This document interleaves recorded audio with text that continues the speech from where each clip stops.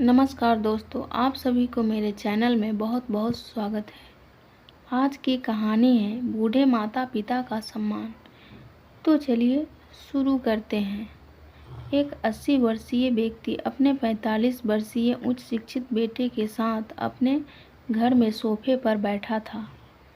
अचानक उनकी खिड़की पर एक कौवा बैठ गया। पिता ने अपने बेटे से पूछा, यह क्या है? बेटे ने जवाब दिया, यह एक कौवा है। कुछ मिनटों के बाद पिता ने अपने बेटे से दूसरी बार पूछा, यह क्या है?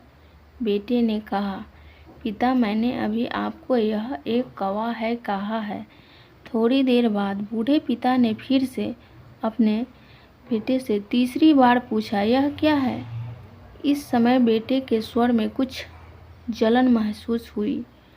तब उसने अपने पिता से झुंझलाते हुए बोला, यह एक कौवा है, एक कौवा। थोड़ी देर बाद पिता ने फिर से अपने बेटे से चौथी बार पूछा, यह क्या है? इस बार बेटा अपने पिता पर चिल्लाया, आप मुझसे बार बार एक ही सवाल क्यों पूछते रहते हैं? हालांकि मैंने आपको कई बार बता चुका हूँ कि यह एक कौवा है। क्या आप इसे समझ नहीं पा रहे हैं? थोड़ी देर बाद पिता अपने कमरे में गए और एक पुरानी डायरी लेकर वापस आए, जिसे उन्होंने अपने बेटे के जन्म के बाद से बनाए रखा था। एक पेज खोलने पर उन्होंने अपने बेटे को उस पेज को पढ़ने के लिए कहा। जब बेटे ने इसे पढ़ा तो निम्नलिखित शब्द डायरी में लिखे गए थे। लिखा था, आज मेरा 3 साल का छोटा बेटा सोफे पर मेरे साथ बैठा था। जब खिड़की पर एक कौवा बैठा था, मेरे बेटे ने मुझसे 23 बार पूछा कि यह क्या है, और मैंने उसे 23 बार जवाब दिया कि यह एक कौवा था। मैंने उसे हर बार प्यार से गले लगाया और उसने मुझसे 23 बार फिर से वही सवाल पूछा। मुझे इस बात की बिल्कुल भी चिढ़ नहीं हुई कि मैंने अपने मासूम बच्चे के लिए प्यार महसूस किया है, जबकि छोटे बच्चे ने उससे 23 बार पूछा, यह क्या है?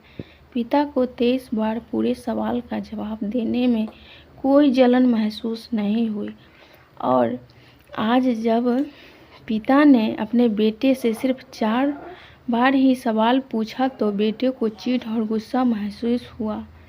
इसे पढ़कर उस बेटे को अपने किए गए व्यवहार का पता चल गया था, जिससे चलते वह मन ही मन बहुत शर्मिंदा हो रहा था। शायद उसे अब किए गए अपने बूढ़े पिता के प्रति व्यवहार पता चल गया था।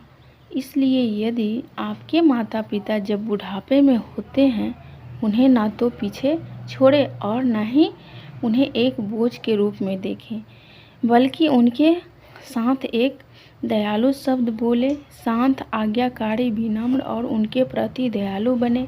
अपने माता पिता के प्रति विचारशील रहें। आज इस बात को कहें, मैं अपने माता पिता को हमेशा खुश देखना चाहता हूँ।